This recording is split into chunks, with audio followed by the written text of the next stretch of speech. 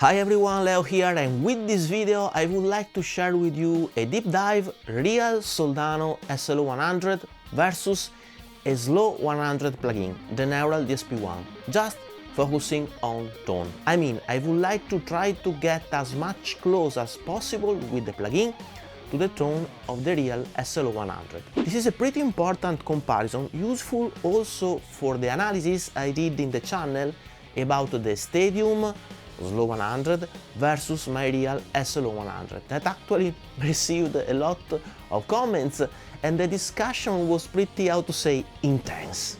More consideration on this at the end of the video. Please don't forget to subscribe and ring the bell to really help me to create more content like this. Let's start. The signal chain.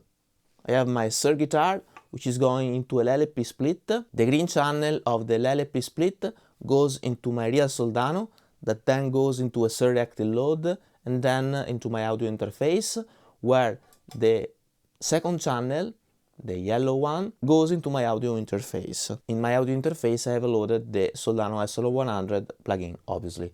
Both the amp and the plugin are going then in the exact same IR, which is an IR of a greenback speaker. We will start having the plugin with the exact same setting of the Real SLO 100, normal channel, bright off, crunch switched on, normal knob to 10, bass in the middle, middle in the middle, treble at 6. Let's start here in the Real Soldano.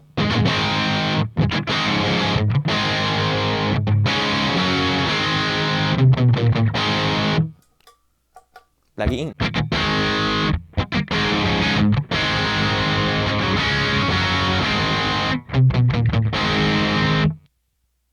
Okay, I would add a bit of bass, remove a tiny bit of treble and remove a tiny bit of gain from the plugin. Real amp, plugin,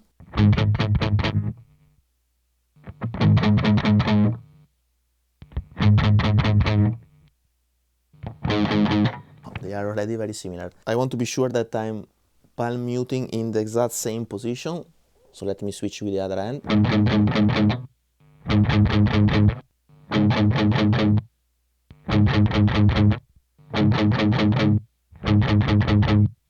Okay, actually I have to remove some bass from the plugin and remove some middle.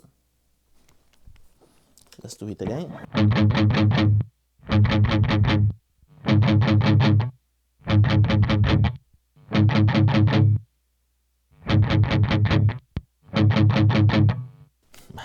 We are already very close.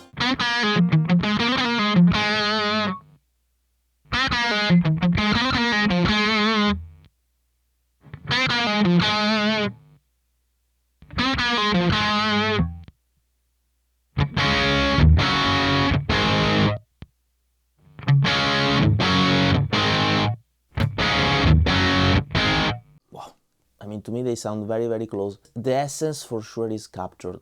I can go on tweaking a tiny bit here, a tiny bit there, but the sound is already very similar.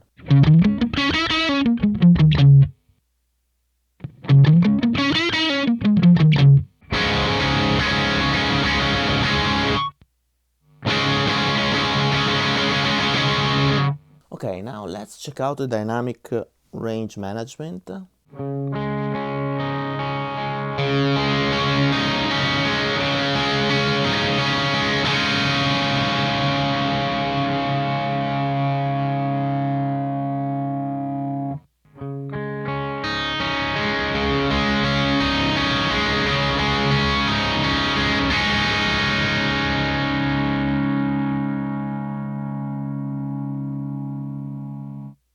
Here, still they are very close.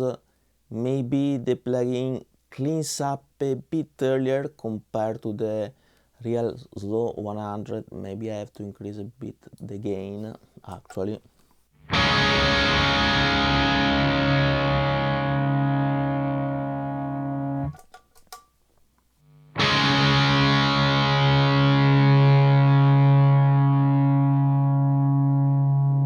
very similar once again. So I have to say that the plugin does a very good job, in my opinion. It's nailing the essence of the Real Soldano.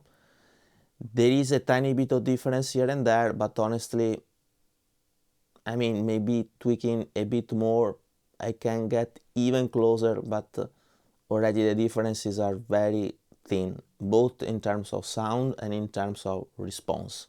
Final considerations here, and please notice that I'm not paid or sponsored by anyone, nor Neural DSP, nor Line 6, nor Soldano, etc. So these are my totally free and personal opinions. I have to say that the plugin really nailed the tone of the Real Soldano. I was able to get close with a few tweaks and not drastic changes as I had to do with the Stadium, actually even without reaching the level of similarity to the real deal I wanted with the Stadium. This is important because we can also confirm that.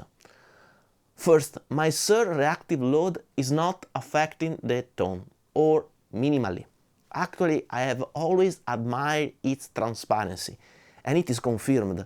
I'm saying this because in some comments written about my video Stadium versus Real SLO, some of you were saying that the difference is derived from the reactive load, which is not the case. In fact, I would have affected also the comparisons of this video. Second, the approach I'm following is correct, I think, as with the plugin, I'm really able to get close with few tweaks. Third, no impedance curve is actually preventing me to reach the tone of the real deal, despite still using an IR in the DAW outside the plugin. To be noticed that the impedance curve of my SIR reactive load is the one of a 4x12 greenback speaker that is typically also the one used in the simulation of the SLO100 inside the modelers or the plugins. Therefore, I'm pretty much convinced that the impedance curve does not affect too much my comparisons. It may, a little bit, but not so intensively to justify the drastic changes I had to do in the Stadium. But more on that on my upcoming videos. In fact, now I want to do the same test also using the Fractal AM4, where I think we can also play with the impedance curve. So stay tuned, subscribe and hit the bell not to miss my upcoming videos, and it actually also helped me a lot to create more content like this. Thank you so much for watching and see you soon. Bye bye.